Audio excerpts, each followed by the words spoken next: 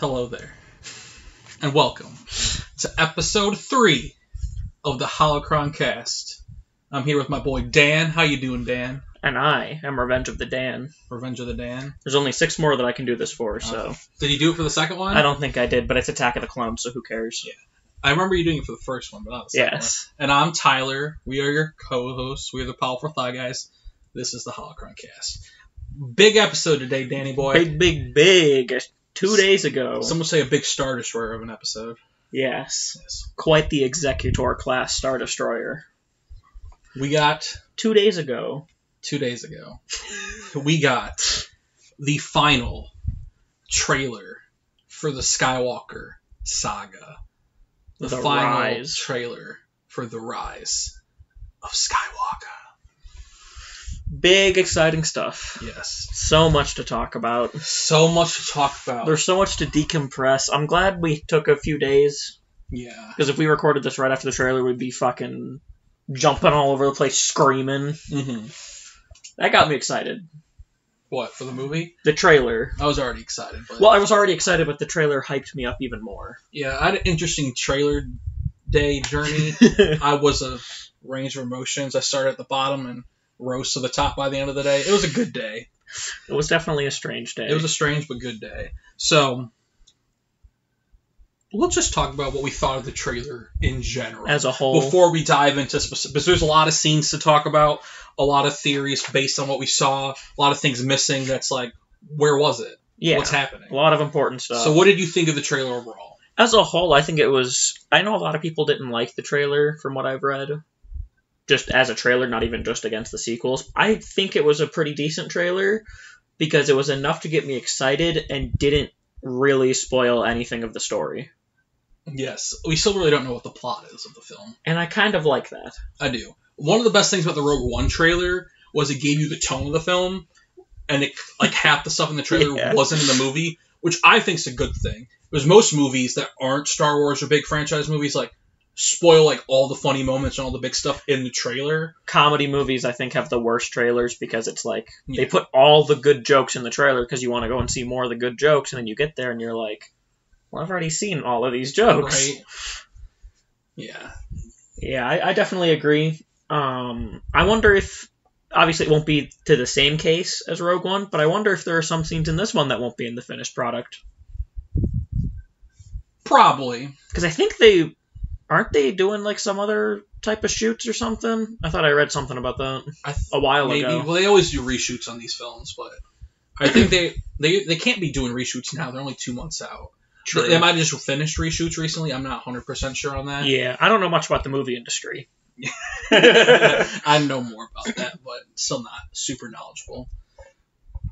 But yeah, my thoughts on the trailer were, I thought it was a great trailer, but I also think it was disappointing in a sense where it was the final trailer of the Skywalker Saga, and I just wanted a little bit more. Like, you know, like a big reveal or like a big moment that makes you like cream your jimmies, you know? That makes me wonder about Palpatine, honestly. How involved he'll be? Well, because my thing is like, because that, I feel like, could have been the big, oh shit moment of the trailer. Like, showing Palpatine's face. Yeah. So it makes me wonder if he's, like, really messed up or something. They don't want to show it. Or if that's not even, maybe it's not even Palpatine. Maybe there's that'd be a big fucking cop-out, and I'd hate it. That'd be the ultimate troll. No, you can't credit Ian McDiarmid and bring him out as That's true. No, yeah, he's definitely well, his voice is in it. Mm-hmm. But you know what I mean. Like, I feel like that would have been the perfect oh shit moment of the trailer. Yeah. A lot of good Rey and Kylo stuff in the trailer. That was most of the trailer. Yeah, which is, I mean, to be fair, that's what this trilogy is about. It's about them. Are you sure? It's not about Hux? Rose and Finn's will they, won't they relationship? You know, how about we just leave that at a won't they? Yeah. Personally. Yeah. So, what was your favorite part of the trailer? My favorite scene of the trailer. My favorite scene of the trailer... That's a hard one. I'm going to have to go with when you see all the Star Destroyers like that side shot. Or... Yeah, the side shot where you see like the whole fleet of Star Destroyers and there's a B-wing that flies through. Mm-hmm. It's while they're running on top of it. Yeah, that shot just looks very beautiful. That's what one of the best parts of the trailer is, the cinematography. There's a lot of great shots, like Kylo and Rey in the throne room. Yes, that's a beautifully shot. Her them running in the across white room. What might be Endor or the other planet, or Yavin, or some other foresty, jungly planet. Yeah, what was it? The Star Destroyer coming out of the ice is a great shot. The iceberg. Yeah, beautiful shot. That is. Yeah, that's a lot of good. The movie looks is going to be filmed in beautiful film. But that's the one thing no one can say about the prequels. They are all filmed very well. You mean the sequels? What did I say? Prequels. Oh, that's one thing you can say. Prequels. CGI. Retreat. CGI, but pre-sequels. The sequels have all been shot very beautifully. Oh, yeah, no matter if you like The Last Jedi or not, that film's beautifully shot. Yeah, that was a very pretty film. The use of red in that film's great. Oh, yeah. Just as... But, yeah. Oh, okay. Give me more hand signals. Yeah. Okay, so... Starting from important stuff from the beginning? Okay. What's the biggest question you have after the trailer? Actually, wait. I want to talk one more thing about the trailer. When the music kicks in after the C-3PO line, yes, that just gives me the feels and makes me almost cry every time now. It's just so emotional. The music is like heightened. It's a Star Wars theme, right? It's a Star Wars theme. It's like a new version of it. It's very heightened. I love it. Like I just love it. It makes it especially sad knowing that this is John Williams' last Star Wars movie. Yeah, it's sad. That's really sad, actually. He goes out with the Skywalker Saga. Yeah. The only reason he's still doing the films is because of Rey.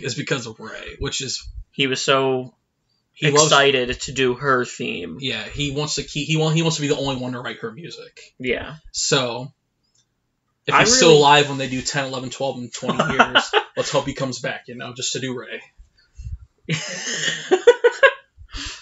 But I think he did very good with all the scoring in the sequels as well. It's classic John Williams. You can't go wrong. Oh, yeah. I'll be interested to see what they do with the music going forward from here. I think they'll be okay. Rogue One and Solo had... They weren't like John Williams scores, but that's like a high bar. That's almost the highest bar you can get for cinema music. They're actually... I know for The Mandalorian, they're getting the guy that scored Black Panther, and he won an Oscar for that, so... Oh. And he's just scoring the TV show, so... He's just what in the TV show? He's scoring a TV show, The Mandalorian. Oh, that's all. So they're getting an Oscar winner to score a TV show. So I'm sure they'll have no problems landing talent to score people who they think can do Star Wars. Plus, most people want to work on a Star Wars movie, so... Yeah, I don't think it'll be a problem. I just think it'll be interesting to see how it changes as time goes on. Mm-hmm. But yeah, definitely the music was phenomenal in the trailer. I agree. I got the chills every time. When it gets right after the 3PO part, the music just blares out. Oh, it's so the more great. I watch it, and especially I love watching people react to trailers. Yeah, like other people watching it for the first time, and I almost tear up every time. I just love it. I just love it so much. The mute, it's so good. So, what is your biggest question after watching it? What's the biggest question I have? I'd have to say, I don't know. Is it about something that's missing? Something that's there? That's a tough one. I need to know.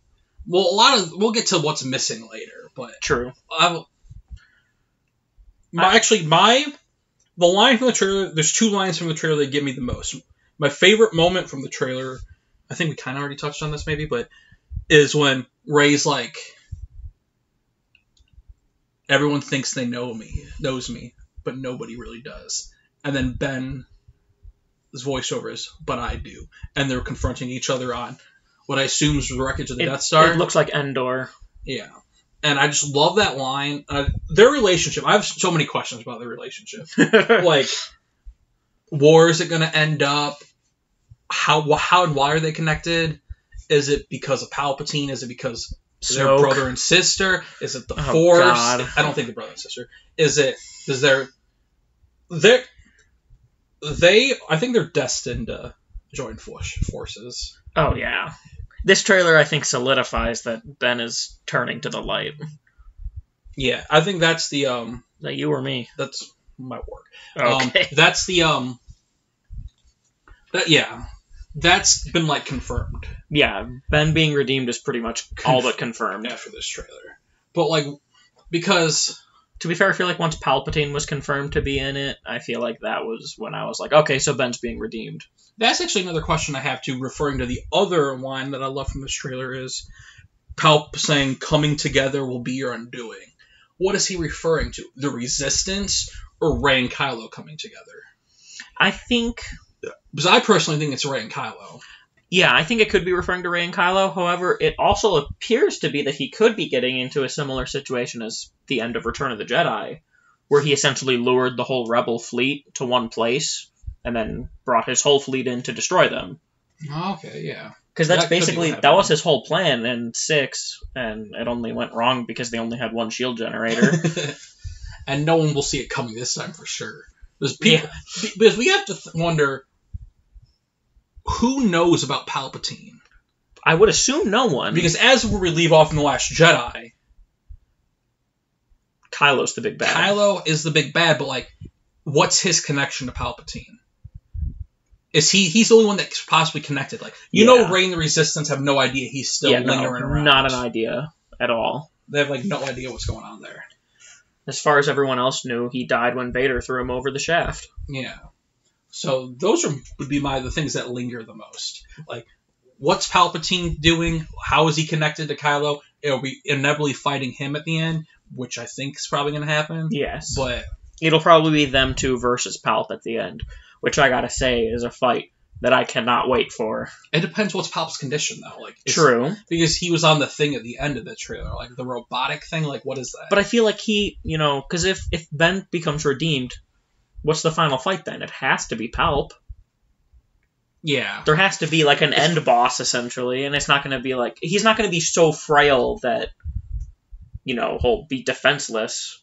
He's smarter than that. He wouldn't reveal himself to Rey, like, right there. Unless it's a vision, of course, which is always a possibility. Yeah. Visions are always a possibility. But that's just what I think, and I really hope that's what happens, because I am so excited for that if that's how it goes. Rey and Kylo fighting Palpatine. That'd be cool. That'd be really cool. Do you think Palpatine has any other apprentices or Sith Lords? Because if Kylo's not connected to him, and he just comes out of the woodworks... Because there's the rule obviously, of two. He's been luring Rey. I think Rey's his target more than Kylo, and I don't know if he's working with Kylo or not. You'd assume so, because they're both bad guys, but... I think... Here's what I think. I think that it looks to me as if Kylo was sort of his means to an end. Like, Rey is his end goal, and he's using Kylo to get to her. That makes sense. I honestly don't think Kylo knows about Palp. Yeah, because we think Palpatine was controlling Snoke. That's my theory. And then Snoke was Palpatine. Palpatine, basically. he was using He was Kylo. influencing Kylo and using Kylo to make his equal in the light stronger. Yes. Essentially. Also just to lure out Rey. Because I assume they had no idea where she was. Yeah. Whoever, Palp or whoever would be looking for her. Mm-hmm. That's my theory. So I don't think anyone knows about Palp. I think he's just been hiding there for 30 years. Yeah. Well, it has to tie into though what has happened in the first two movies in some way though. There has to have been hints. I think Snoke is the tie. Yeah. Snoke had the big black ring from Vader's castle, talked about in the last episode. So I'd imagine that I think that is the connector. Snoke is the connector. Yeah. But I'm sure they'll tie it. I'm sure they'll tie it together somehow. Because I'd also imagine, because that would also make sense as to why Kylo was being targeted from before birth. Mm-hmm. Because Palpatine would have a grudge. Yeah. But going back to your question, though. What was my question? I don't remember. Because we veered off topic about who knows about Palpatine, but your first question was, do you think Palpatine has another Sith Lord, another apprentice? I would say no.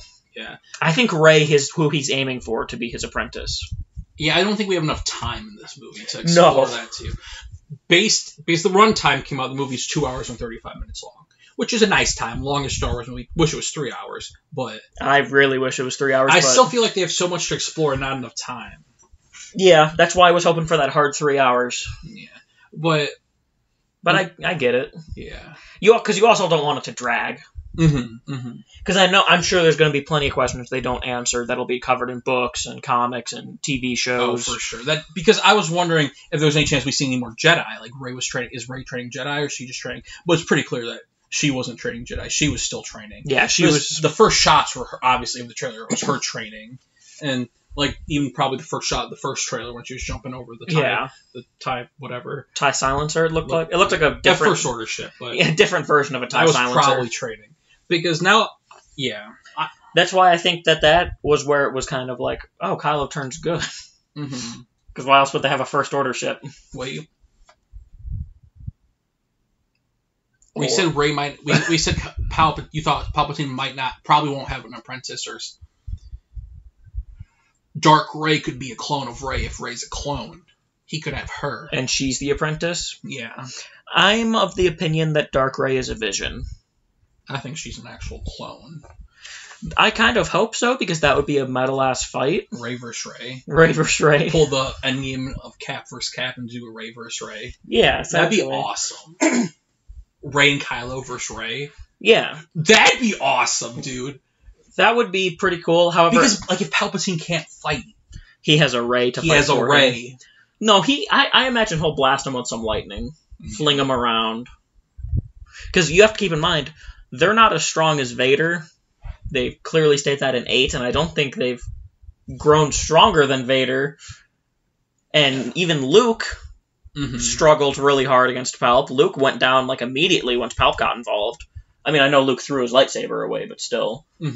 So I feel like Palp, even if he is all messed up, I feel like he's been waiting and recovering long enough that he could mess him up. But I do like the idea of Dark Rey being his apprentice. That's the only apprentice that I think they would have time for. Yeah. And if it goes into her clone theory. Because if he made her. But what's Palpatine's goal then? Just to be in control again? To control the galaxy? I think... Or is it now just to destroy the Jedi and the Sith? To destroy... So... what's his goal? I think his goal is the goal of all Sith. To... control everything, but also to make an apprentice who surpasses you. Palp never had an apprentice that was capable of surpassing him, because Palp never really wanted it, but I feel like... You think he might want that now, because he's so messed up, and also, I think it is also to finally, at long last, stamp out the Jedi once and for all. And we think Rey's that person he's trying to... Because how poetic would it be? The last person that Luke picked to be, essentially the legacy of the Jedi, if he turned her into a Sith? Yeah. That's a very Palpatine thing to do. That won't actually happen. No, I know it won't happen, but I think that's his plan. Yeah. Obviously, he'll fail. He has to. Because it's the 9th movie. What if he succeeds? No, he can't. They won't do that. Yeah. It's the 9th movie. It's going to have a happy ending. See, I think this movie's destined for Rey and Kylo to come together to fight Palpatine, like we were saying, because... the end of 3, we see the Chosen One fall to the dark side. And then in 6, we see the bad guy fall good. And now this is going to be where the good and the bad guy come together to finally bring balance to the Force for the first time. Yes. And put an end to the Jedi and the Sith. Yes. Once and for all. And bring Rise to Skywalkers. Yes. It's just like Ben said in 8. Let the past die. Because if there's anything that we've seen in the Star Wars universe, it's that the Sith and the Jedi kind of cause every problem. Yeah. When you get down to it. Yeah, we'll bring balance to the Force, 30 years will go by, and something will go wrong. Yes, of course, obviously. Because it's Disney, so of course it'll never end, which I'm grateful for. Oh, yeah, I don't want to live in a world without Star Wars. Yes. Because with a universe like that, there's always room for more stories. But yeah. I think we covered that topic pretty well. Yeah, there's a lot of... Palpatine's interesting. Yeah. There's a lot to talk about with him. Okay. Let's next talk about Well, since we're kind of talking about Rey and Kylo and Palpatine, let's talk about Reylos a little more. Reylo? I feel like the trailer gave us a lot of Reylo. A lot of reasons tension. to be like, what's happening with them? Like we just said, we think they're probably going to come together in the end. Do we think they're both going to survive the film after watching this trailer? God, I really hope so. Only because they're not killing Rey. Yes. That's obvious. That's not allowed to happen. I won't allow And if they kill Kylo and he's like, if he's redeemed and then killed, it's just full circle. He's just Vader again. Yeah, I think it's the only thing I could see is it's either they come together, join forces, win, and they just figure out what's next. I could see Kylo dying for Rey, like sacrificing himself for Rey, but that goes back to the whole Vader thing. It goes back to the Vader thing. But that's not. I can see that happening, though. I can see it happening, but I kind of really don't want it to. Yeah. Go a different route. I want to see something different. I want to see him make penance while he's alive to make up for all of his mistakes and errors and sins and everything. Mm-hmm. Him just dying, I don't know. Any chance that Rey and Kylo just switch roles? No. No. If they were going to do that, they would have done it in 8. Yeah. Rey is good. Kylo will probably become good. And then they'll fight Pal. I'm okay with that. Which is the only way I accept that, honestly, because I was vehemently against Kylo turning good and then Rey staying good. But if it's for the logic of having the Skywalker Saga have the same overarching villain, really tying it all together.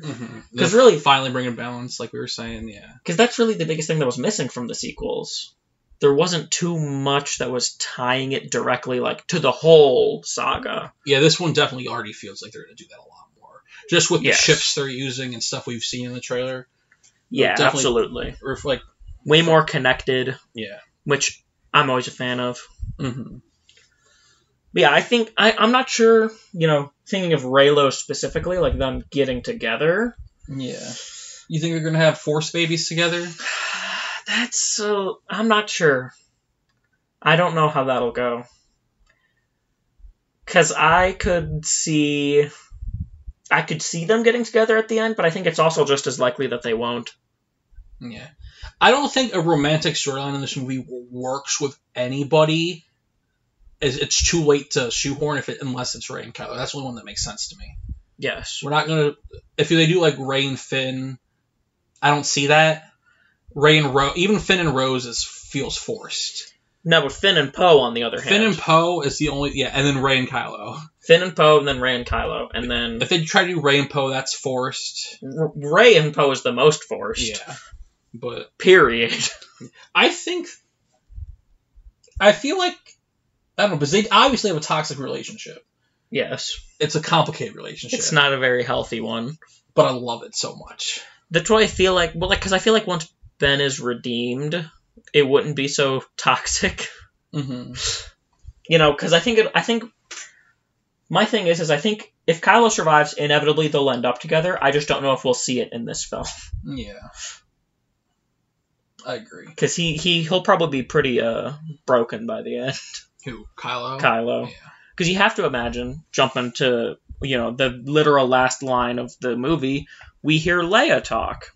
Mm-hmm. She's the one who finishes always. Yes. The Force will be with you always. She says the last word. I think that pretty much implies that she's going to die. Leia. Leia? Yes. Yeah, let's talk about her. I kind of wanted to veer towards Leia next. What do we... don't get much of her in the trailer.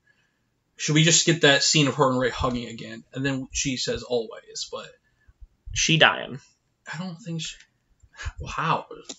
Old age? Yeah, that's the only thing that Disease? makes sense.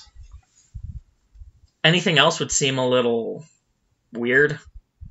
I guess maybe if the resistance base gets bombed? But I feel like that's a cop-out. That's what I mean. I feel like she'll die of, a disease or old age or something. I just think she's going to retire. I'm just That's what I thought at first, too, but I feel like her finishing that line... I think that was just to give a thing to Carrie Fisher. That could also be... The trailer did come out on her birthday, too. True. Yeah. I'm sticking with that, though. I think she's dying now.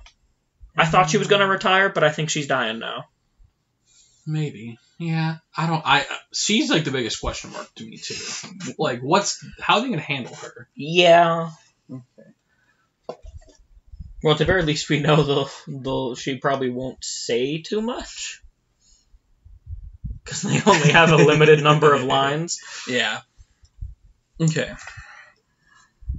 Let's talk about... Looking at your spreadsheet. Look at my spreadsheet here. What do you want to talk about next, Danny? Anything? Rey has a dagger. Rey does have a dagger. So I was going to say, that's my biggest question with the film. Rey's dagger? Rey's dagger and also the throne. Palpatine's throne? Or the thing... The like, stone throne that we saw in the trailer. Those are my two biggest questions. What the hell is up with that dagger, and what the hell is up with that throne? Because Star Wars doesn't really use stone. It doesn't look like a vibro blade. Who, Rey's dagger? Yeah. Yeah, it looks old. Yeah. In the shot of Rey and Kylo... Oh, yeah. For those who don't know... Seemingly... That's an interesting shot of the trailer too, because it looks like they're destroying something with Vader's helmet on it together, but they might also be fighting because you see Kylo reach his hand out like, oh shit. Like, oh shit, I didn't mean to do that. Yeah, like he's trying to reach for the mask or stop the mask from falling, but she has a dagger, which is interesting. I kind of just jumped into it thinking everyone knew about the dagger. Yeah, a lot of people might not have seen it. Yeah, absolutely. I didn't see the dagger until you showed me it. So, and I didn't even see it. I saw someone post a picture about it. Yeah. I had to look at a freeze frame of it. It looks like, for those who haven't seen it, it looks like a really old dagger. It doesn't look like a vibro weapon, which are the like old type of weapons they would use for basically non-Force users, I believe. It doesn't look like that, though. It looks like just a regular dagger, which is really weird. It's not her pistol. No. It's clearly a dagger. It is clearly a dagger. Hmm. It's not. It's because it wasn't shiny, really. Her pistol's pretty chrome, and it. Yeah. You know, the shape didn't match. Yeah, I don't even have any thoughts about the dagger except you said it's old. Obviously, it looks old. You think it's like old? It has some like Old Republic stuff to it. It has that kind of vibe, but then again, the throne also has an Old Republic vibe. Yeah. I wonder where she got the dagger. I'm sure it'll be discussed in the film. Yeah. I wonder if it's important to Palpatine? Maybe. To that's the only person. Rey's parents? Maybe? Who knows? But like, I also think the throne looks super Old Republic. Yeah, the throne's interesting too because after the trailer aired, they showed some old drawings from one of the initial like production art for what Palpatine's throne might have looked like in Episode 6. In Episode 6, which they obviously didn't go with. Yes, it was just like, which is cool that they're bringing it back. But it was a pretty bitchin' design. I think that's Plagueis' throne. Plagueis' throne. Because Plagueis is obviously canon. Yes. He was Palpatine's his master. So, and we know Palpatine killed him. So, and obviously Palpatine, the throne looks pretty old. So maybe it was Plagueis' throne before his, and that's where he's hiding, or maybe that's his goal. Yeah, maybe to get back there. Maybe that will give him back life. His strength. Because Plagueis know to cheat death. Maybe there's some secret inside the throne. Maybe. I like that theory. I think my theory is kind of similar to that. I think it's not necessarily specifically Plagueis' throne. I think it's just an old Sith throne that probably Plagueis used. Yeah. And I think I'm not sure, because if they show it, it has to be important to some degree. Yeah. Where do you think it's located? Is it in the iceberg? It'd probably be... Is it on Jakku? Is it... If it was on Jakku, Palp would already know about it. Well, maybe he does already know about it. He obviously knows about it. True. Because that throne's tied to him in some way. But that also implies that, because then why wouldn't he have used it when he was Emperor? So maybe it is to bring him back. Yeah. That's why I think it's Plagueis' throne. Yeah, I could see that. Where I think it would probably be on a Sith planet. Maybe like, I don't remember any of the names. There's like that one that Yoda went to. No. That's not a Sith planet. It's going to be in Jedi Fallen Order, though. Is it? Yeah. Oh, we'll talk about that later.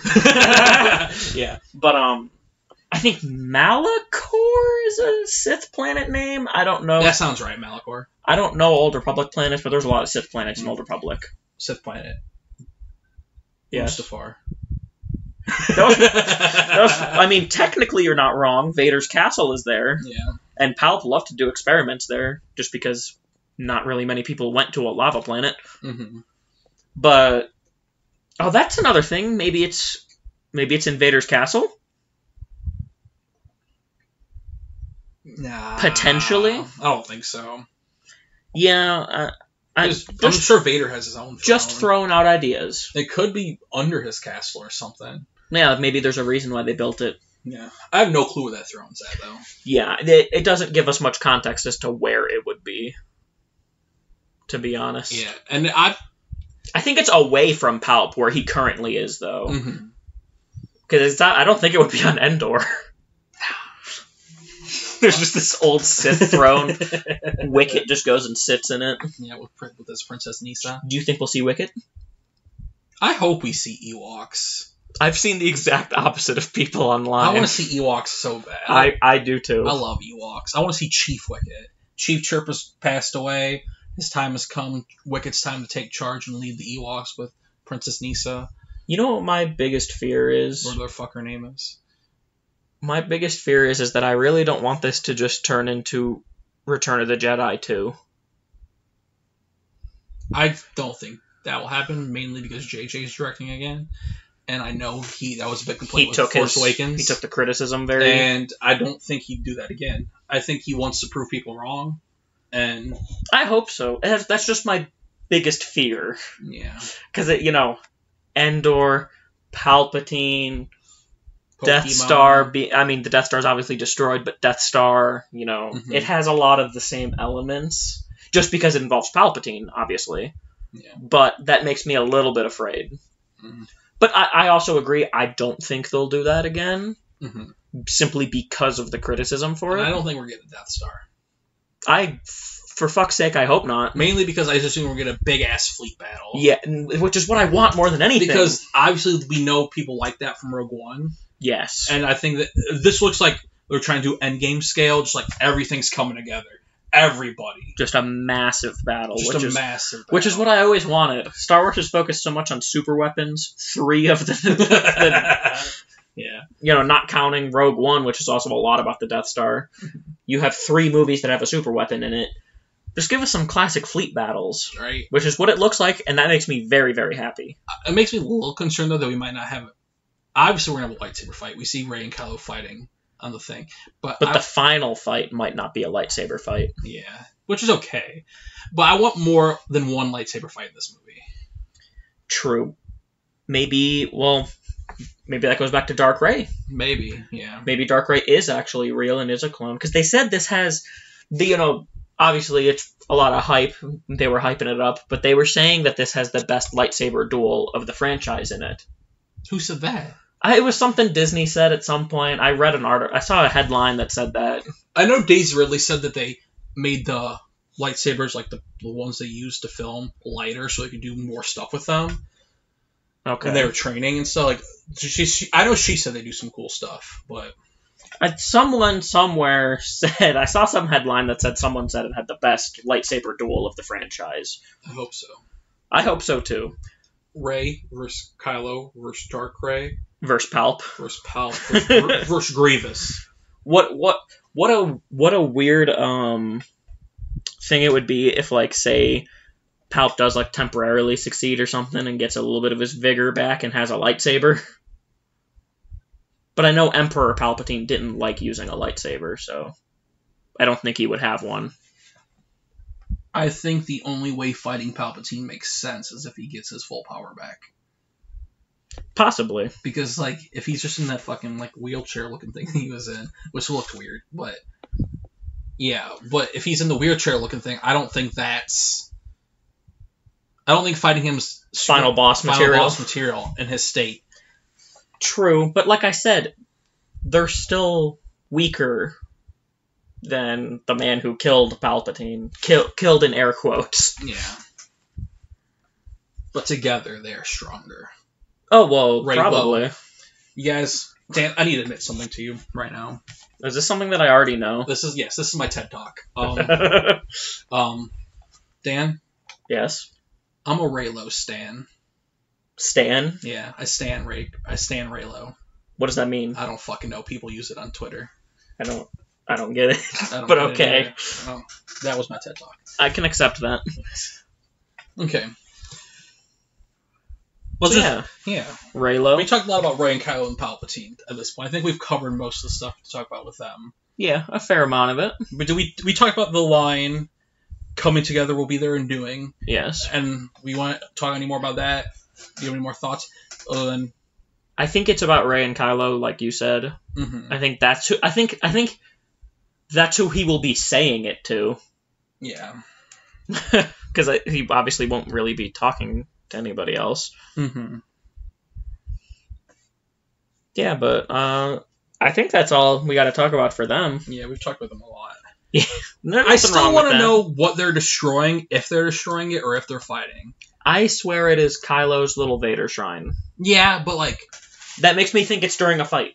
Yeah, it has to be. But also, are they working together at this point? Because he still has his mask on. That has to be early in the film. That's why I think they're fighting. Yeah. It's early enough that he has the helmet on, because obviously we see when they're on Endor, or presumably Endor, because it looked like that's where the Death Star wreckage was, when they're fighting on the water area, Kylo's all wet, and he has his helmet off. So that's got to be way later. Which also means he goes through that helmet really quick. Yeah, that's what I was going to say, like... Just commit to the helmet, dude, or commit to not wearing the helmet. They're going to rebuild the helmet, but I don't feel like he's going to be in it that much. He'll be in it, I think... Maybe at the beginning of the movie? I think that'll be the signaler of him turning good, is when he takes off the helmet again. Yeah, because like that'll be like the final symbolism of him crushing the helmet again. When they're in the throne room together, he doesn't have his helmet on. When they're fighting on wreckage of the Death Star, he doesn't have his helmet on. Yes. The only time we see him in his helmet in this trailer is that scene. Yes. So that's what I mean. I feel like once he turns good, he'll smash the helmet again, and that'll be like his resolve essentially. Yeah. It just seems weird to rebuild it if they're not going to use it that much. But me personally, I like Kylo without the helmet more. But I could also see it being they have the helmet also for when they cover the year gap between 8 and 9. Because I'm assuming he's not going to rebuild it in 9. Yeah, it'll already. But don't we see it being rebuilt in the first trailer? Oh yeah, we do. That is really weird then. I know, it's just minor, so that's not really... No, yeah, it's not. It's obviously not that important, but it's kind of weird. Okay. That was a clicking of a pen. What do you think the iceberg is? Is that just a planet? Is that where Palpatine's at? Is that the new rebel base? What's going on? The rebel base looked like it was in a jungly area when we see that shot of them at the beginning. But yeah, so do you think that the place has to do with Palpatine? That's what I'm not sure of. Maybe that's where the throne is. I think that's where it might be. Because it definitely looks beautiful. Oh, it's gorgeous. Yeah. I'm not entirely sure. Obviously, I think it... I've seen some people saying just because of the way the shot looks that people think it is just floating in space. I think it's pretty obviously on a planet. Yeah. I don't think it would just be an iceberg floating in space and stuff flying towards it. And yeah. Obviously something's going on there. And it was also all TIE fighters flying towards it. Yeah. So maybe do you think that's where Palpatine's been hiding? Maybe, but do you think that's where he's been rebuilding his alliance? Because we see the Star Destroyer coming out of the ice. Potentially. Do you think that's related? That'd also be weird. That also is kind of weird, though, too, because if we assume that he would be on Endor, and then he has his fleet on another planet, so maybe he's not on Endor anymore. I mean, well, maybe he is, but on the wreckage of Endor, but maybe, he had Snoke and them building obviously he wasn't out there building that thing. If we think he controls Snoke, obviously he had people doing his work for him. Well, I think the fleet was there before Snoke, because they're Imperial Star Destroyers, not First Order Star Destroyers. That's true, but yeah. So do you think? I think that was just one of. I think potentially that fleet is one of Palpatine's many contingency plans. Yeah. He just, was like, send one fleet to Jakku and have that be the last stand of the Empire, and who gives a shit if they die, because that's how Palp thinks. And then just send another big-ass fleet to this, presumably where the iceberg is, and have them all just wait underwater. Yeah. With, like, bases to keep the Imperials alive? Potentially? Maybe. Because he has to have Imperials there to run the Star Destroyers, and they're probably not First Order, since, again, like I said, they're Imperial Star Destroyers. Yeah. Every time we start talking, I just think of another question. Like more questions. Yeah, more questions. Like, we know so little. Like... That's why I like it. Like, I don't know how Hux and General Pryde just even relate into this. Right? Like, you cast a new guy to be a First Order leader. Like, the First Order seems irrelevant. At this point, honestly. Especially if Kylo joins them. Is Palpatine in charge of the First Order? Like, what's going on? You think General Pryde's one of Palpatine's guys? Ooh, that could be. And because you have to assume Hux isn't one of Palpatine's guys. He's just maybe General Pryde. Maybe it's them Palpatine controlling the First Order from like underneath. But like Kylo and Hux thinks they're in control, but really it's Palp. Palp has plants and there are people who are watching it for him. And General Pryde kills Hux. Maybe. To assume control of the First Order and basically just hands it over to Palpatine. Possibly. Because why else would you cast a new guy in a 2-hour and 35-minute long movie when we already have so much to have we essentially have 3 fleets. Yes. You have the First Order fleet, Palpy's secret Imperial fleet, and the jury-rigged resistance amalgamation of everything. Because we do see the blockade runner, which is obviously from the Rebels Alliance back in the day. Same model as the Tantive 4. Yeah, so obviously they're fixed, but that's crashing on the planet that we assume the Rebel base is at. It was already crashed and they're lifting it back off. Oh, that's what you think that was? It looked like it was taking off. You're right. It was going up. My bad. It probably crashed there. Maybe it is the Tantive 4. I don't know about that. Vader probably destroyed that. Mm-hmm. I assume he hated that ship. Yeah, I can't imagine he felt very good about it after he saw it fly away. Yeah. At the end of Rogue One. Yeah, but like, I think that's the only thing that makes sense for General Pryde. Or is it Pryde or is it Preed? Pryde. We'll just go with Pryde. That's what it looks like. Pryde.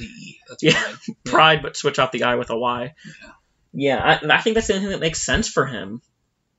I found it interesting that they weren't in the trailer. None. Yeah, like there was like no First Order in the trailer. Like we didn't see a Sith trooper. Or we didn't even see. See, I think Sith troopers. We didn't see any troopers. I think Sith troopers are the ones that are running the like Palpy's Imperial Star Destroyers. The Sith troopers. Yes, that makes sense. Because where else would Kylo wouldn't make Sith troopers? He wants to destroy the Sith. Yeah, that's true. And Kylo's Supreme Commander, at least as far as we know. I think General Pryde has to be a tie between the First Order and the... Yep, General Pryde... Especially why would Pryde come up now?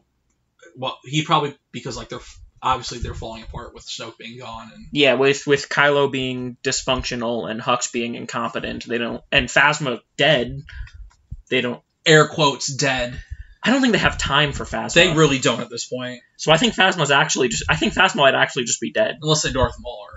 Yeah, well, she shows up later. And something, like, animated or, like... a book or something, but I don't think she's dead, but I don't think she's going to be in this movie at this point. She can't be. We already have enough to worry about. This movie needs to be 4 hours long. There's so much to just... I honestly, based on this trailer, based on Disney, based on everything, we always thought there'd be like maybe like a 20 or 30 year gap before they do episode 10, 11, and 12. I think it's no longer than 15. Especially because after this movie, I still feel like we're going to have so many questions. Yeah. So many questions. That's why I feel like the Skywalker Saga should have been 10 movies, personally. No, 12. Well, I mean, at least 10. You can't do... Everyone has to be a trilogy, and you can't do 10. But that would, it's a 10-part epic. Maybe they do 9, and then, like, in 10 years they do the final one. What if it like just cuts like we're about to do the big battle and just the movie ends? I'd be so pissed. Yeah, I'd be mad too. Especially since we're not getting another Star Wars movie after this until 2022. Right. Yeah. So what next on the docket? Okay, we got Just Rey. to keep the ball rolling. We got Rey in the Force running, so we obviously think she's training at the beginning. She drops a helmet. She drops a helmet that's reminiscent of the one Luke wore in Episode 4 when he was training with the ball. It also kind of looks a little close to the helmet Leia wore on Endor. Kind of? I don't Just like white instead of brown. Maybe. I don't know. I saw people commenting on that. A lot of people thought it was Leia's. Possibly. I didn't really look too much into that. I didn't analyze the helmet. I didn't think it was that important. We get a shot of Rose. That's good. She's around. They're not totally... But basically, they obviously aren't probably going to do too much with her. Yes. Because we don't have time. And But behind her in that shot's the thing that's more interesting to me, which is we have Lieutenant Connix, which is she's been in all the movies. She's Carrie Fisher's daughter. She is assumably Poe's number 2. I would assume. And then we have the guy next to her, Dominic Monaghan, who we don't know who he was cast in this movie a while ago, and it was some secret thing, and I don't know who he is. It's maybe Hazel Connix's boyfriend, husbando. They seem like they were holding each other a little, but obviously they looked like they were in turmoil and trying to get the fuck out of there. Something was about to go down. What if he's one of Palpy's guys? Nah, I don't think... If Palpy can... I don't think you can introduce someone in the last movie and just be like, oh, he's been undercover this whole time in the Resistance. True, but... if it was like Snap Wexley, it'd be like, yeah, that makes sense, but like... I still kind of hope it's Rose. I know it won't be, but... It'd be better Rose than him. Yes. But I just think, why else... Because again, it cuts back to General Pride. Why when you have so much to cover already, introduce another new character, unless he's just basically a background character, which he could very well be. He could just be, a random pilot. Do we think General Pride is Ezra? No. And Thrawn formed into one? No. Okay. That's not... Well, we're going to have a long Rebels conversation later, tying into something else we saw in the trailer. But, yeah, I think he... Most likely, I think that guy will be potentially, Connix's love interest, but I also think he'll just be like a random pilot that's not super important. Yeah. He'll be the new Tally Lincher. He'll be Blue Leader to Poe's Black Leader. Is he Rey's dad? Yes. Confirmed. 100%. Okay. That's all we have thoughts. All the thoughts we have on him for now. Let's see what's next on the docket. We'll talk about this. This is one of my favorite shots in the movie. Yeah, my favorite shot of the movie. No, a shot I like in the trailer a lot is them riding the horses on the Death Star or the Star Destroyer. That shot pissed so many people off. I just love those things because in the first trailer we get a shot of them on the grass planet. Yes. And then we see them getting ready to go into like a real battle up in the sky. You think they're like jumping off the Star Destroyer onto like X-Wings and then jumping off the X-Wing to jump on a... Okay, that'd be too anime. I'm okay with a lot of people hate the horses on the ship. Because they're just haters. I love it. I think in the same franchise where we have a space wizard riding on a giant lizard, chasing after a cyborg with lung cancer who's riding a spiked wheel in Revenge of the Sith, I think we can accept some horses being ridden. Yeah, they're just like different Tauntauns. They have husks. They're not cold planet things. I think the thing that people have a problem with is that they think the Star Destroyer's in space, even though it looks like it's just taking off. Yeah. So they probably just, as it was taking off, they jumped onto it, and then it keeps rising, and they just run through it. One of the things I do get the vibe from some of the shots in the movie, that the big battle is not actually in space. It's in the sky of a planet. It's still in the atmosphere of the planet. I think it'll be a little bit of both. Yeah, but... Because obviously I think the assault will begin with the Star Destroyers rising. Mm-hmm. I think the Resistance will jump in, as the Star Destroyers are coming up. Because obviously Rose, Finn, and all of them are already there on the horses. And I think that's when the fleet will show up. And I think it will eventually progress into space, but I agree, I think a lot of it will be in the atmosphere. Just like the Battle of Jakku was. Yeah. Which was dope as hell. Yeah, dope as fuck. The little bit of what we get to see in Battlefront 2. Mm-hmm. All them Star Destroyers. Let's talk about what was missing from the trailer. Let's just jump into it. Because we have a few other stuff we want to talk about from the trailer, but I want to get through what's missing, because this leaves a lot of questions for me. There's quite a few things that I found suspicious that were missing. The one thing that was kind of missed, she was in the trailer, but we still don't know much about her, is Zori Bliss. She didn't have a single line in the trailer. All we know about her is she's in the scene with C-3PO, which we'll definitely talk about later. Oh, yeah. Well, yeah. And we got a shot recently from her from the Entertainment Weekly blowout for the Rise of Skywalker, holding what looks like the piece that goes in the back of C-3PO's head. Which is probably why she's there at that moment. The chip that they pull out. Yeah, but we know she's an old friend of Poe. We know that for a fact? Yes. That's like confirmed? She's an old friend of Poe's. Okay. I just don't know how she ties into the... Well, I think that's how she ties in. Yeah, but like I don't know if she ties in any other way. Like, is she like... Some people think like she might have a connection to Rebels and stuff. People think she might be a character from other stuff that Maybe. we've seen before. Is that what you're saying? Possibly. I don't think so. Nah, probably not. I actually think, in the first trailer, I think it was the first one where there's like that scene of like the market that they get up to. Yes. I think that's where they'll find her. No, they already showed that. She was her? No, Poe. Remember that like that dark planet that looks like Lando's flying into in the first trailer? Uh-huh. Like there's like a weird mountain thing. That's where they go get her. Yeah. Oh, okay. Yeah. I didn't know that was confirmed. Well, it's not confirmed, but nothing's confirmed, Dan. But I was just saying, I thought she was at the market. No, she's at a dark planet. Like it looks like it's dark and there's like a big cave looking thing. And I don't remember this. Yeah. But okay. Yeah. Then what do you think they're at the market for? I just think that's where their base is at, that planet. I think that's where Rey's training, that whatever that Endor-looking planet is. No, it was like a... It looked like they went up... It was like in a desert area. I don't know, honestly. It's probably the same planet where Rey jumps over the TIE fighter. Yes, for sure. That's a new planet. They've confirmed that. Oh, it's not. Yes. It's not a previously known sandy planet. There's a lot of sand planets. I know. I don't think we're going to Tatooine. Really? Based on what we've seen? Yeah, I wonder if maybe like the last scene will be on Tatooine. Maybe. Like we'll have like a Broom Kid moment just on Tatooine or something. Because you gotta Tatooine is like the most central planet to the whole franchise. Yeah, it'd be hard not to return there, but I don't think... I think it'll just be in the last shot.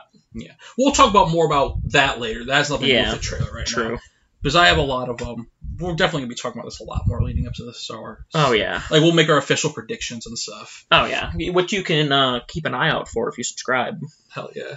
Okay. Gotta get them plugs in there. Zori Bliss, she's the thing that's missing that's least concerning to me, even though she's kind of in it, but... And we already can kind of assume her importance is with C-3PO, and I assume that'll be her main importance. Yeah. Like, I don't think she'll have... A lot of people think she might be Rey's mom. That's a big theory out there. People think everyone is Rey's fucking mom. Somebody has to be Rey's mom. Unless she's a clone. Which I actually do think is true, so... Then Palpy's her mom. Hell yeah. Try getting that image out of your head. Mom. Palp was Anakin's dad. This next one we kind of talked about a little was Hux and Pride. Yeah. I do think it's really weird that they're not in the trailer. Yeah, like I said, the First Order just is non-existent in this trailer. I think it comes ultimately down to, as we discussed with Pride, I think he'll be the one that takes control and hands it over to Palpatine. I think the reason why Hux is in it is because Last Jedi kind of just established that he's incompetent as hell, and he's basically just there to be made fun of. So he's not a threat. I don't think Hux is as important. I just go back to General Pride and their relationship. They're obviously tied together, but like the fact that neither of them... The fact that there's no First Order, really. Yeah. At all. I assume when they smash the Vader shrine, that's in a First Order area, because that's probably where Kylo's staying. Yeah, but that's probably near the beginning of the film. Yeah. So, but, yeah, I just think it's... I think it's just because they know Hux isn't important. Random question that just popped in my mind has nothing to do with Hux or Pride. Do we think Rey will have a costume change in this film? No. Okay, I just wanted to know. Because only because we see in the trailer... Unless Dark Rey's actually her. No. They're not going to do that. Maybe she has an emo phase halfway through the film. They're not gonna have her turn evil. I know. But maybe it's almost Halloween in real life, so maybe she's going trick or treating. You know. I know she won't change costume because we saw in the trailer one of the last shots was her like with Palpatine in the weird hover wheelchair thing. She was wearing the same outfit. Yeah. She's not gonna have like a dress made by the Ewoks at the end when they celebrate on Endor.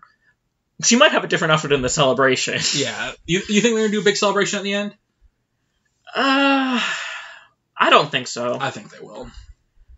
I think it's a little like it fit for Return of the Jedi and it fit for like that era. I feel like it's a little corny nowadays. Well, I think they're gonna show like all the Force ghosts and like. Oh, I think we'll see all the Force ghosts. I just don't think we'll have a party. I think we'll have a party. I think Rey and Kylo, if Kylo survives, will see the Force ghosts, and that's where we'll see Anakin. Do you think the final shot of the film is the same day that Rey and Kylo's baby will be conceived? Just like Kylo was conceived at the end of Episode 6? Yeah. I mean, how else are they going to do another trilogy in 30 years?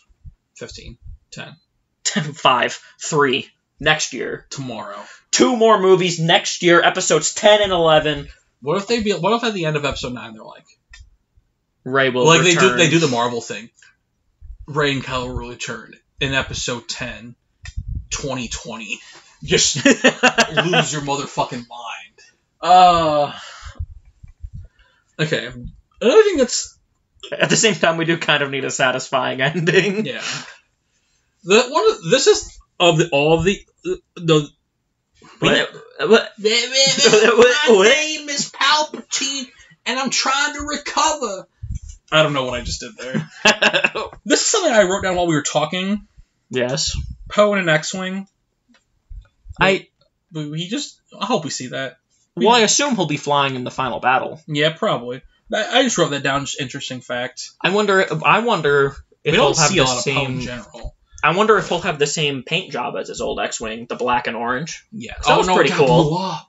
Yeah, it got blown up. Oh no! What if maybe he's just the leader of the capital ship then? I think he wants to fly, and he's a good ass pilot. Yeah. I think he's too valuable to be in a capital ship just standing there. I think he'll be a frontline fighter, and he'll have Connix in the capital ship. Yeah, for sure. Because she's obviously not really a pilot. We don't know that. But she's not. She ain't no Tally Lintra. You have Black Leader Poe leading the charge of the X-Wings, and then you have Connix leading the capital ship side of it. Mm-hmm. That's what I think. Probably. But she's like an engineer. Yeah. In this movie. Rose will probably just be fixing it whenever the capital ship gets hit hard. We also don't see a lot of Johanna. Johanna? The new character with the crossbow? The bow and arrow? You always say with the crossbow. Yeah, the bow and arrow. We don't really see her. She's with Finn with the horses, which we see in the first trailer, and then she's with Finn on whatever they're called, the horse thingies. Riding on the Star Destroyer. That's it. Like, we're going to have to... I'm starting to get concerned with this film, honestly, the more we talk about this. I think it's going to be great. But, like, we have to get introduced to Johanna, General Pride, Zori Bliss, and still figure out what Palpatine's been up to, and where's the First Order. Kylo and Rey. There's a lot to cover in 2.5 hours. They have already said there's more to the story of where Rey comes from. We're going to have to discover that. Like, we're not even talking about that right now. Like, where does Rey come from? You're going to address that at some point. That's what I mean. I feel like Zori Bliss and Johanna? That sounds too close to Juhani. Who's Juhani? From Galaxy of Heroes. KOTOR? Yeah, okay. Yeah, okay. I think those characters, and then General Pride as well, are not going to be substantial characters. Like, I think Zori Bliss is literally just there for the C-3PO part. I don't know what Johanna's there for. She's just going to be part of the Rebel Alliance, I think. But, I mean, I doubt they're going to get her for the sake of getting horses. I think that's more of like a circumstantial thing, like, oh, we could use the horses. Yeah, well... I don't think they're hunting her down for that. She's maybe connected to Lando. Maybe, but... Also, Lando's in this film, just so you know. We see some shots... No, we didn't even talk... We see some shots of him. He's obviously not going to have a big role. Yeah. Mainly because Billy D's not in good health when they were filming this movie. But it's just nice to see him. He's going to be part of generals at like there's the scene where they're gathered on the table, kind of like you can see him. Yeah, he'll just be. I think, and well, obviously he flies the Falcon at some point because we see 2 shots of him in the Falcon. Yes, he'll probably be flying it in the big battle. Probably because we see it looks like the Falcon is flying towards a Star Destroyer and they like shoot something. But Rey might be flying it. Poe might be flying it. Well, but Rey's probably going to find Palpatine at that point. Maybe. And Poe's probably flying his X-Wing. But how are they getting there? How's Rey getting there, though? They probably dropped her off, and then the Falcon went back around. Maybe. Or Rey went with Kylo. Because there is a shot in the trailer, too, where it's Rey, Chewbacca, Poe, and Finn in the Falcon. I think that's them flying earlier in the film. Also, Chewbacca's in this movie. Well, he's always there. Yeah, but but the thing about Lando... Luckily, he doesn't need to have like a big role. He's going to be there. The thing that I do like about Lando is that if he's not going to have a big role, they probably won't kill him off then, at least. No, they won't. I don't see them killing Lando. Yeah. Which also means they probably... Because I think he's in the Falcon, flying in the assault. That makes the most sense. Yeah. You return the ship to him, basically, and he flies it during the final battle. Because Poe has his X-Wing, Finn's obviously doing more ground battle sort of stuff. Like, they're probably riding on the horses to get inside of the Star Destroyer. Rey and Kylo are going after Palpatine. The only one left to fly the Falcon is Chewie and Lando. And Nien Nub. Do you think Nien Nub will be there with them? I think we'll have a reunion. I don't think we got time for that. He was in Last Jedi in the background. Why won't he be in this one in the background? It would be kind of cool if he was just in the Falcon. Maybe he'll just give a hug to him or something. We'll see. We'll like see it in the background or something, like while they're at their meeting. Mm-hmm. They're like, "Hey, old bud," and you just hear Nien Nub with his. Yeah, I could see that. I just don't know what Lando's really going to do other than fly the Falcon a few times and just be like. That's what I mean. I think he's there to fly the Falcon and fight. That makes me think there's more chance of him dying. There's more chance of him dying, but they're not going to kill him. Yeah, I don't feel like... And they're not going to kill him and Chewie at the same time in the Falcon. Chewie's not dying. Yeah, that's what I mean. And they're both going to be in the Falcon flying. Yeah. It also feels weird that they're introducing a new droid now, too. Dio? Yeah. Well, Dio's probably just... obviously he's not important. He's just going to be a background character to go with BB-8. Yeah. Dio was introduced to sell toys. And that's about it. Dio is cute. Dio, oh no, I love their designs that they make. It's just, that is what he is there for. Mm-hmm. Dio is not important to the plot. Not as important as DB1 is to the plot of Jedi Fallen Order. Is that Cal's little droid that crawls around him? Yeah, BD1. BD1? Yeah. They love making their video game protagonists have a little droid with them, because Iden had the same thing. She also had a Dio. No, yeah, she did. They called her droid Dio when she turned to the Resistance. When she was an Empire, she just said droid. Okay. Yeah. A little side note. Yeah. Well, we'll probably do a podcast leading up to Fallen Order's release just about that. Oh, yeah. But... And then we'll obviously talk about reviewing Fallen Order sort of stuff. Maybe Twitch stream it. Who knows? Have some fun with it. Yeah, whoever knows. If you ever want to know, just keep subscribed and follow us on Twitter. Now we have 2 things that we're missing. These 2 are the most standout things to me. Yeah, these 2 are the 2 most important things that are missing, in my opinion. The Knights of Ren. I feel like they're only bringing them back at this point for fan service. I know exactly what they're bringing them back for. To redeem Kylo? For Kylo to have a bitchin'-ass fight. With who? Against them? Yes. There's that shot in the first trailer of him stabbing someone that looks like a Knight of Ren and slamming him into the ground. Yeah, exactly. But he's gonna fight them. Why though? Because he's gonna turn good, and they don't want him to turn good. But won't we have stuff with them before he turns good? You think? Will we have a maybe? Will we have a fight where Kylo's part of the First Order? I mean. Yes, Ty. I would assume he is aligned with the First Order. Do we have a fight where they're... With him? With him fighting, backing him up. Broing up, squadding up, we gonna roll tonight. I think that might be near the beginning of the film. That might be one of the beginning battles. Yeah. I think First shot of the film, Kylo slowly gets out of the bath. With his shirt off? Solo back again. He puts on his helmet. Didn't they already confirm? Walks to the other room. His bros are playing... Fortnite. No, what's that chess game? Fuck, I don't remember its name. You know the chess game from Episode 4 where the Chewie... And Episode 7. Always let the Wookiee win. But they're playing that game, and he just comes out I heard Kylo Ren was shredded. Yeah, and then they just go fight someone. I should be a writer in Star Wars after that. Yeah, you're a brilliant writer, dude. Yeah. But I feel like at this point we know for sure their main point in this film, honestly, is just to have a cool ass fight scene like the Praetorian Guards. Pretty much, which is kind of disappointing, but also they missed the opportunity to explore them in 8, so we don't need it at this point. They're gonna explore them in like books and stuff and comics. But from what I understand, they don't have any actual names. I believe, that is what they've said. Like, right? I don't think they're going to name any of them, which is interesting. Because I have a theory about who one of them are. We might have talked about it in the theory video, but we're going to talk about it later. We're going to end on that because I think there's a lot to say about that. Yeah. I think, but like I said, I think they're going to end up being, they're not explored in this movie, and then we're going to get comics and books or a TV show or any of the above exploring what they were doing during 7 and during 8 and then before 9 and after 9 if they don't die, which is just not going to happen because they're going to die. Yeah, and then also giving them all identities, giving them names, having them have personalities. So then it adds that weird layer when you watch 9 again and see them get, probably destroyed. Because then it's like, oh, now I actually kind of care about these guys. They weren't bad dudes. They just were. Because do you think I bet there's one Knight of Ren who's not a shitty person, who's just like Kylo's killing all the kids at the camp, and I need to join him, or I'm gonna die.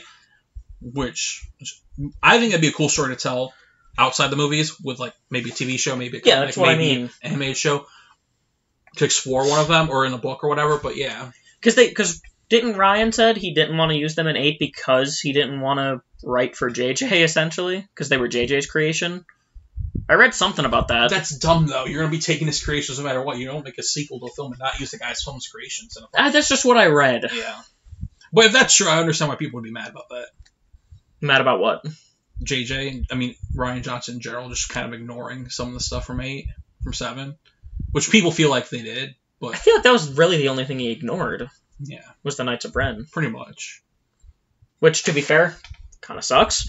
Yeah. But at the same time, to be fair, he kind of ignored everybody except Rey and Kylo. But also, like, he didn't ignore them, but he didn't ignore Poe. Yeah. Poe didn't have an arc in the first movie, really. Yeah. But I'm okay with that because I think the only thing in these movies that matter are Rey and Kylo. They're the at the end of the day. That's the most important part. They're the ones that the story is about. Mm-hmm. Yeah, Episode 7, Finn had his arc, and he just rehashed it in 8. And I don't think it was a rehash as much of a character development stuff. Yeah. It's kind of a rehash because he's trying to leave again. But this is where he finally grows. To be like, Poe has his arc in 8. Yeah. Is what I was saying. Oh, yeah. So, like, they each had their arc in each of the movies. Yeah. And now we get to see them culminated. So in 9, are we going to get Rose's arc finally? No. But yeah, the only contribution I need out of the Knights of Ren is just a cool fight. And then more stuff to explore them later, obviously. Because we don't have fucking time for that. Yeah, we don't have time. We don't have any time for that right now. Mm-hmm. Yeah, so they'll get a cool fight. Knights of Ren, cool fight. That's about it. I just find it kind of disappointing in a way, especially because at least they didn't get Phasma'd. They're going to get Phasma, though. But at least they'll have a cool fight. Phasma didn't even really have a cool fight. Did you see her get thrown down the trash compactor? In 7? No, we didn't. It just happened. It wasn't a cool fight. Exactly. Yeah. So at least they're probably not going to get Phasma'd. Because it'll probably be an actual fight. And they'll actually put up a fight. Yeah. Still a little bitter. About Phasma? She could have been cool. I'm more bitter about them wasting Gwendolyn Christie. But that's what I mean. That's what I mean. Like, she could have been cool. She was Gwendolyn Christie. She is Brianna Toth.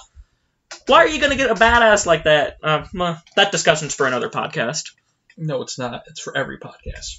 We're going to start our own Gwendolyn Christie podcast after this. Let's talk about how she needs to be in everything, but she's awesome. Because she's powerful. Any more to say about the Knights of Ren? Nothing particularly. But I feel like it's weird that we know they're coming when they really weren't in either trailer except that one little... They're on, like, the first poster or whatever, right? Yeah, and they're getting Funko Pops and shit. That we couldn't buy. But to me, this is the one that blows my mind constantly, because I feel like, yeah, Phasma was wasted, yeah, the Knights of Ren is a waste, but this is the biggest wasted character of the new trilogy, in my opinion. But she's the most interesting, and that's Maz Kanata. she's credited on the poster, but we haven't seen her really since 7. She has the holographic scene in episode 8 where she's giving Finn and Poe stuff where she's shooting shit. Which was pretty cool to see her actually being a scoundrel. Yeah, but, like, where is she? What is she? Yeah, what is she doing? Like, where does she even tie in at this point? You know what I think? You know what I actually think it'll be? What? She's Palpatine? Yeah, obviously. But I think she'll use her connections and get people for the Resistance. Maybe. Maybe, that's obviously not what she was doing in 8, but I think that's what she's been doing since, and that'll be why she's important. She doesn't seem like the type to get involved. Yeah. But keep in mind, the First Order destroyed her home. And she'd do anything for Chewie. For Chewie. They have a great relationship. So I think that enough combined, her love of Chewie, the First Order destroying her home, and her, she has that feel for Rey, she was trying to Maybe talk she'll to her. Finally tell Rey that. Remember, that's a story for another time. Oh, where she got the lightsaber? Maybe we finally learn that story. I bet it's probably nowhere near as interesting as the idea of it sounds. Oh, no, I bet it's a great story. I bet the story is just the lightsaber landed on her planet. Since the original first shot of 7 was allegedly supposed to be... Wait, isn't the story not about how she got it, about why it's connecting to Rey?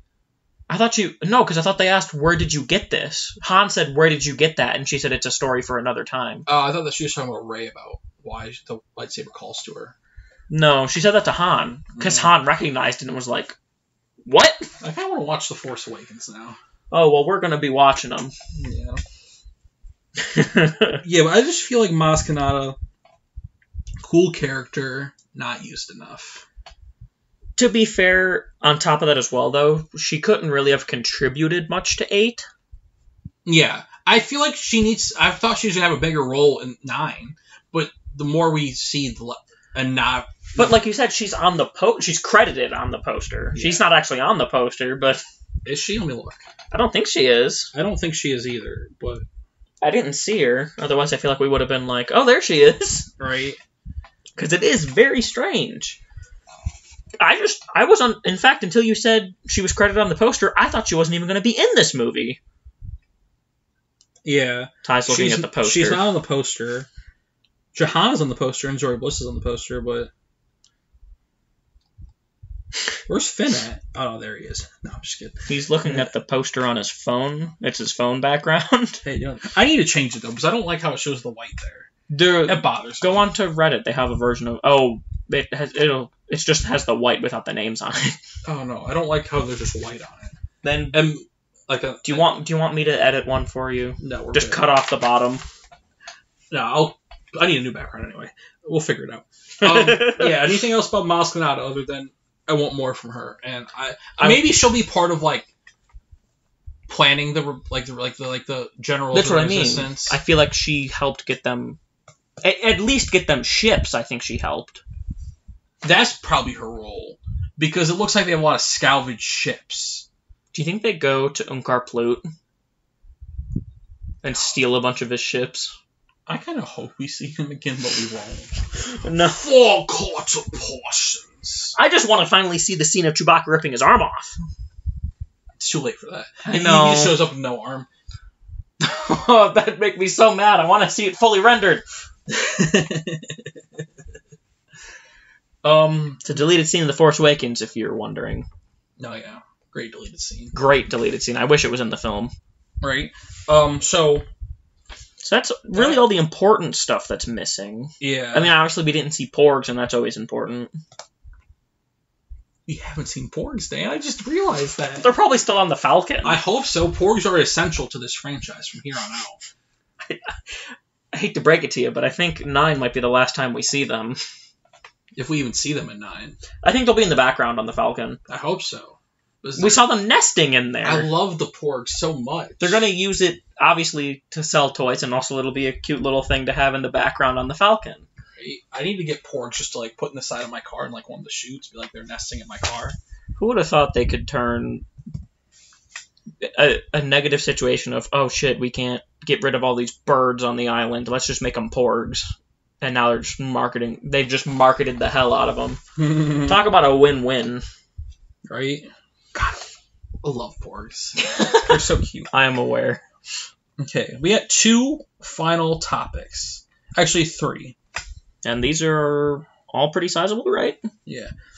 This one's not really a topic. I don't know if we talked about this. So this is just a line from the trailer. Confronting fear. Luke says, confronting fear is the destiny of a Jedi. I can't even be positive that was picked up by the microphone. Yeah? Oh, because you were whispering it. No, I was really close, though. True. I was trying to say it like Luke. Yeah. Confronting fear is the destiny of a Jedi. I sound like Palpatine. Confronting fear is the destiny of a Jedi. For those who are not using headphones. Wait. Yo, me just whisper the whole podcast. Hi, this is Tyler. ASMR Hour.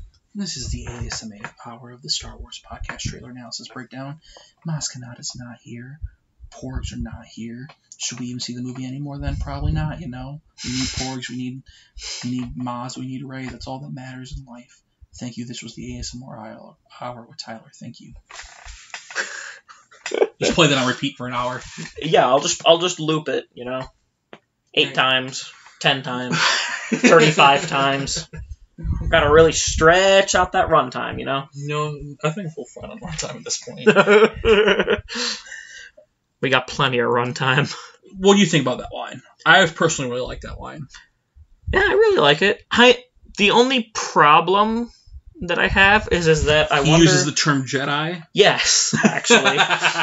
Because his whole thing in 8 was that the Jedi need to end. But also, he also said at the end, I won't be the last Jedi. I know. The Resistance is reborn today. I know. He got reinvigorated, but I just really want this... I don't want it to be the Jedi again at the end.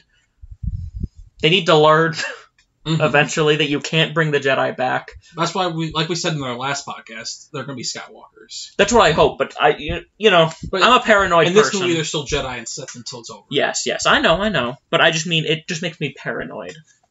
It's okay.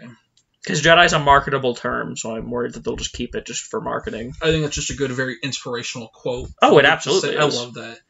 Makes me want to confront fear more, you know? Yeah? Yeah. I'd like to think I'm a Jedi. I'd rather be a Jedi than a Sith Lord. I'd rather be a Sith Lord. I know. We truly are the dichotomy of man. Right. That's my favorite part about us, our podcast, and our friendship, is we're like complete opposites in almost every way. Especially in Star Wars. Yeah. But that's how you get 2 very different opinions for Star Wars. Mm-hmm. Do you know what we have the same opinions on, though? Chicken. Yes. It tastes good. Yes. Can't say any brand names. I don't. Okay. We got 2. The C-3PO scene. C-3PO. Yeah. And it ties to the thing you were pointing at. C-3PO. I have my theory for what he's doing. What are you doing, C-3PO? Taking one last look, sir. At my friends. Waterworks. The feels. The feel. The only problem I have with that scene is that we haven't seen any of those characters really talk to 3PO. Other than Poe. Yeah. He was obviously with Poe in 8, and obviously he's always with Leia, so Poe has to have some connection with 3PO. Yeah, he doesn't he shoot 3PO in Jedi? No. No, he doesn't shoot 3PO, but 3PO's there, so yeah. 3PO at least knows Poe he's at least known Poe for a long time. Well, R2's there too, so yeah, Chewbacca. Yeah. It's just funny because Finn and Rey haven't really... But they probably got to know him over the last year. Oh yeah, absolutely. But I just mean for the viewer. Yeah. It's a little weird. But with him and talking to Poe and 3PO him, R2, and Chewie, that makes a lot more sense. Mm-hmm. Yeah, because that scene in the trailers where it just lifts to another level. Because, what is happening? Let me tell you, you have a theory, so yes. I'm going to talk about mine first, because mine's just super random. I don't really have much to think, but, we saw in the first trailer how he gets red eyes or whatever, so maybe he's going into, and we see him with a crossbow, so maybe they're turning him into a soldier, or they need something out of him, so he's going to lose his memory, which is super sad. That was the first poster, by the way, that he had the crossbow. He had Chewie's bowcaster. First poster? It was like a poster, wasn't it? Like the Walmart poster that leaked? Yeah. Yeah. I'm just saying that's where that's from, for if anybody didn't know. Didn't he have it in the trailer? I don't think we saw him holding it in the trailer. Huh? I don't think we saw him holding it in the trailer. I think when they were on the Oh, did he have it when they were on the skiff? I don't remember. But regardless, I was just filling in the people who maybe didn't know. Yeah. But, maybe it has to do with the Zori Bliss thing. The thing she has, I don't know what they need him for, but obviously he's gonna lose his memory. Bare minimum. He's obviously making a sacrifice for the team, but it doesn't seem like anyone knows what's going on, so he's making this decision on his own. Yes. That he feels like he needs to do something, which is interesting. My thing is obviously, I think... Because a lot of people are like, oh, 3PO's going to die. I don't think he's going to die. I think he's just going to lose his memory. Oh, yeah, I don't think he's going to die. He's a droid. You just rebuild him. Right. Yeah. But my theory ties into another... I think that's also giving C-3PO his moment. True. Finally. After he's basically been R2'd this whole trilogy, I mean. Well, people never really liked him. Well, yeah, but still, it's a little weird. Yeah. C-3PO better than R2-D2, take it to the bank. Oh. R2-D2, great droid, worst droid in Star Wars. Of the main droids. Actually, he's better than Dio, because we don't know Dio. You're really... I'm taking shots in the Star Wars universe, god damn it! Really spitting that Just fire. wait till we get on my Akbar rant. Oh, Not today! Not today! What do we say to the gods of death? Not today? Not today, Dan. Not today. Okay. What is your theory? So, for those who may not know, in the scene where 3PO is talking, near the end of the trailer, there is in the background a B-1 battle droid from the prequels. Those were just the common foot soldiers that had the funny voice. Them fucking clankers. Them fucking clankers, as the clones would say. They were the separatist army. Mm-hmm. My thought is that I think the Resistance knows they don't have enough men to handle the First Order, and they probably don't even know about Palp yet. So they're like, we need an army, and we need one fast. So they're going to go to a separatist wreckage ship, probably a Lucre Hulk or something. Yeah. Just crashed on a planet, and C-3PO is sacrificing himself in a sense so that he can reboot and control the B-1s. That is my opinion. That'd be cool. Wait, that's what C-3PO's doing? That's my opinion. Oh, okay. I think that's what the chip is going to do. They're going to use it. He's going to be their leader. He's going to be like the hive mind. That's awesome. They're going to turn the B-1s. And that's why his eyes are red. From like, like how in episode 2 and 3, the B-1s are like on their own. Mm-hmm. Or their own thing. Well, in episode 1, they were all controlled by one central point, and when Anakin blew it up, they all died. Mm-hmm. I think they're turning 3PO into that one central point, since they can't power them all on individually.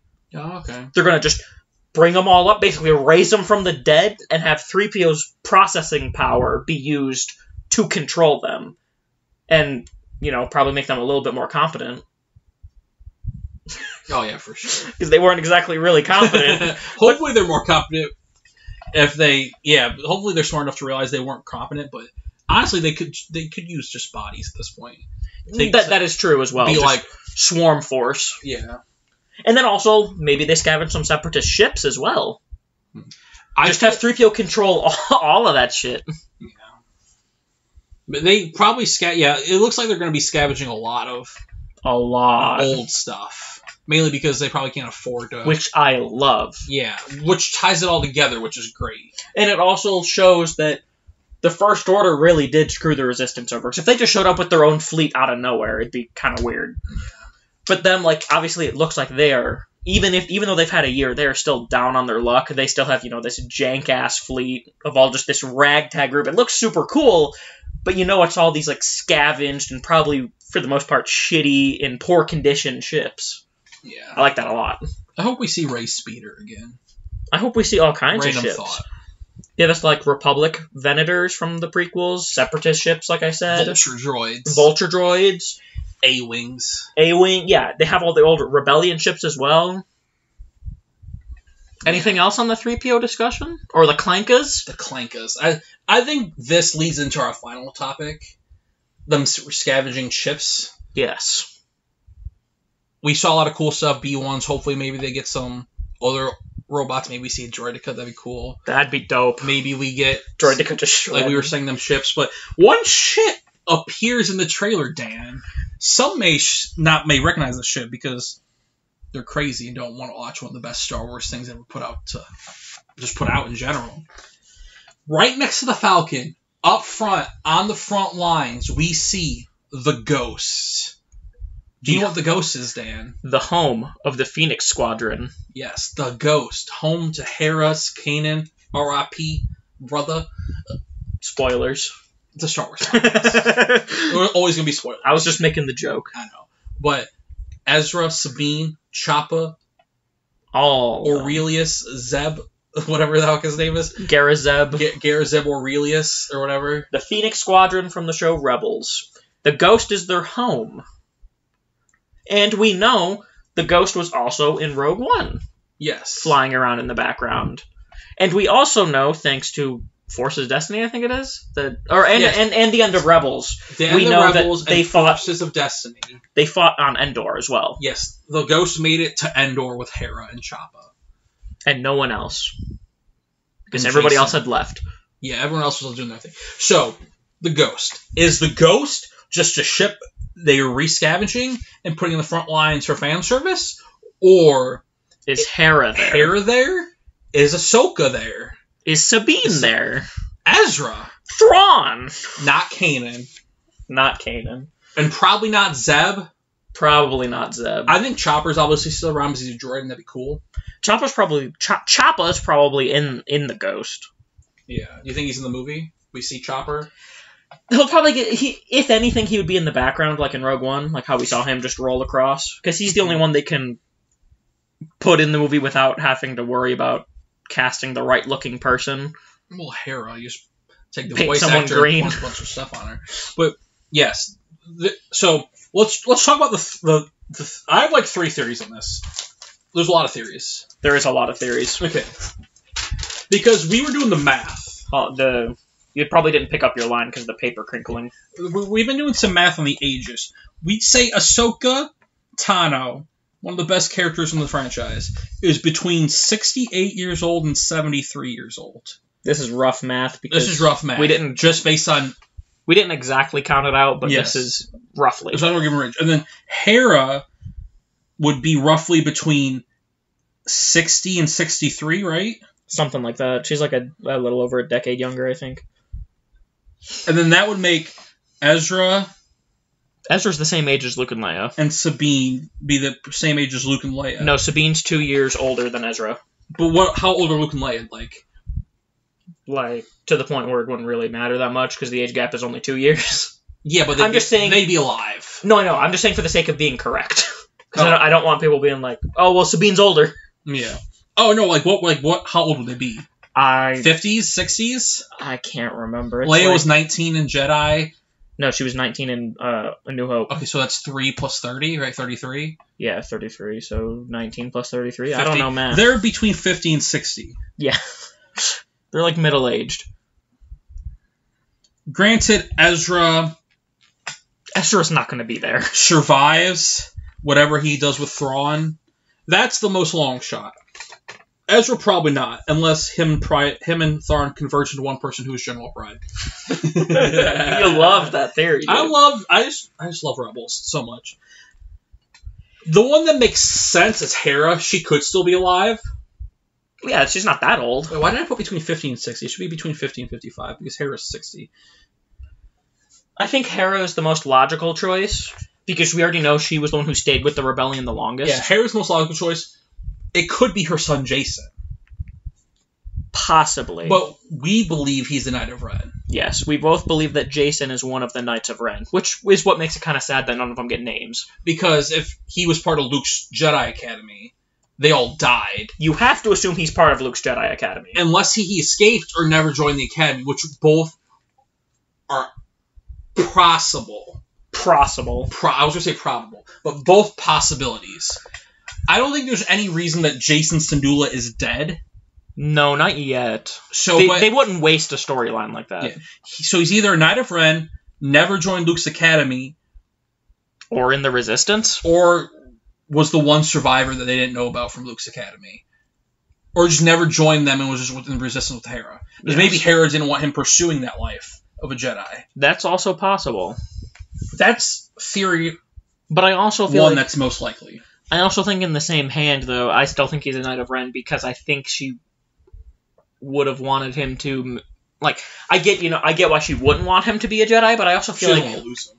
Yeah, she doesn't want to lose him, but I also feel like she would... She would honor Kanan in that way. Honor Kanan, and maybe even Ahsoka would be like... See, that's another thing. Maybe he didn't join the Academy and just Ahsoka taught him. Oh. Or maybe Sabine taught him. Maybe they taught him together. Oh, Sabine? Well, Sabine... Kanan trained Sabine with the Darksaber. Not in the Force, though. Yeah, I think... Maybe Sabine trained her how to fight. Ahsoka taught her in the Force. Him. I don't care why you're referring to Jason as her. Well, Ahsoka's a better fighter than Sabine in terms of lightsabers, so I'd imagine just Ahsoka. But I see what you're saying. Well, I assume they're together still. Yeah. They're probably still together after their hunt for... well, maybe this is so much of the time after their hunt for Ezra, maybe they're not together. Yeah. Because that's why Ezra's like the last possible thing, because maybe they found him. Maybe he joined the... The thing is that if they did... I'm sure they found him by now, but we're not going to see that in this movie. Yeah, we're going to... That'll be its own show. Or maybe we realize Ezra's like... Pride. What if Ezra's Palpatine's apprentice? In this movie. I don't think... They had their chance in Rebels to make Ezra go dark when Maul was trying to turn him. Yeah, but we don't know what that thing did to him in Thrawn. I still think it fuses them. That's my thing. Because I don't know. That's kind of a waste of Thrawn, in my opinion. Because he wasn't present enough. Yeah. Ezra most likely. It could be Sabine. Could be. I don't think she's the one that makes. I think Ahsoka makes the second most sense, and then the third is Sabine, or them together, and then Ezra least sense, but not improbable. Here's my route for how likely it is. Most likely, Hera. Yeah. Second most likely, it's just a scavenged ship with no one we know in it. Mm-hmm. Third, it's Jason. Fourth is Ahsoka, and then fifth Sabine, and then never is Ezra. I think there's a 0% chance that it's Ezra. I think it's a higher chance it's Thrawn than Ezra. Honestly, yes. I think it's a higher chance that the ship is flying itself. Mm-hmm. Because they're not going to reveal that. Yeah. That's a show that we can't wait to watch. I honestly just think it's Hera again. That'd be cool. I would like to see, but I want them to tie Ahsoka into this movie in any way possible.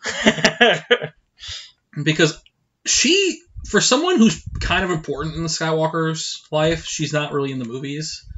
So well, she's a big part of Anakin's life. I was about to say, she's specifically important to Anakin. And as far as we know, she's never met any other Skywalker. As far as we know. Yes, because at the end of Rebels, it implies she was in hiding during those 30 years. Yes. Which also makes sense of why she didn't do anything, which is a kind of... The more you think about it, it's kind of brilliant how they pulled that off. But also, there's no world where she doesn't meet Luke between those 30 years. She has to have met Luke at some point. And that'd be a great thing. But again, I think this all ties back to they don't have time. Yeah. That's why Hera is probably the most sense. Yeah. But if there's some way to tie us... What if it was just all of them together? No, it's just all of them? Yeah. Because I want her to be like a Yoda figure in this movie. Like, getting old and just being like a wisdom to the Resistance or something. The other thing is also, I honestly don't think it'll be confirmed who's flying it.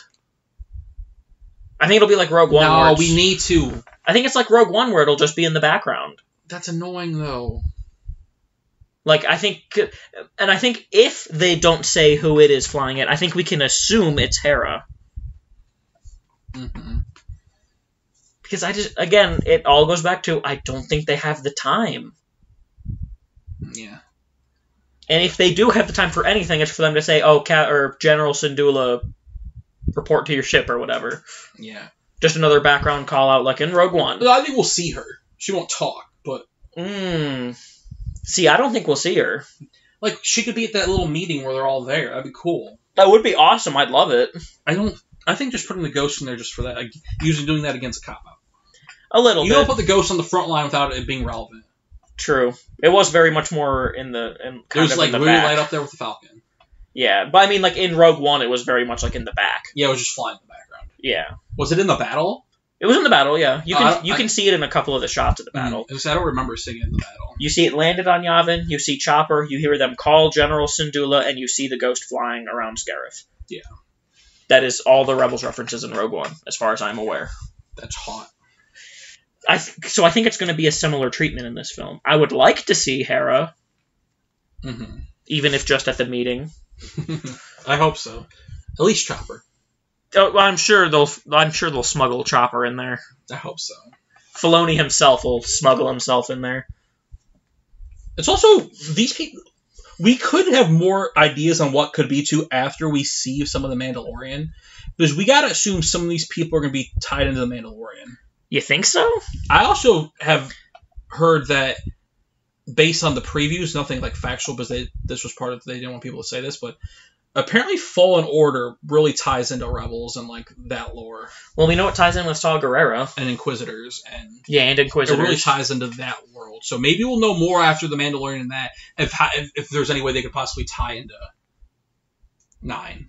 Yeah, I think because Mandalorian for sure, because it's Filoni involved. Yeah, and we'll see. We'll have seen at least 6 or 7 episodes before Rise comes out, but it won't be done before Rise comes out, unless they drop 2 episodes first week, but it'll still be close. So even at most, we would probably be like 1 or 2 off to the finale. Yeah. So I see a lot of interesting stuff with the Ghost. A lot of interesting stuff with the Ghost. I can't wait for us to start doing Mandalorian episode reviews. I just can't wait to watch Mandalorian. Right. And fucking play games. Play Fallen Order. Okay.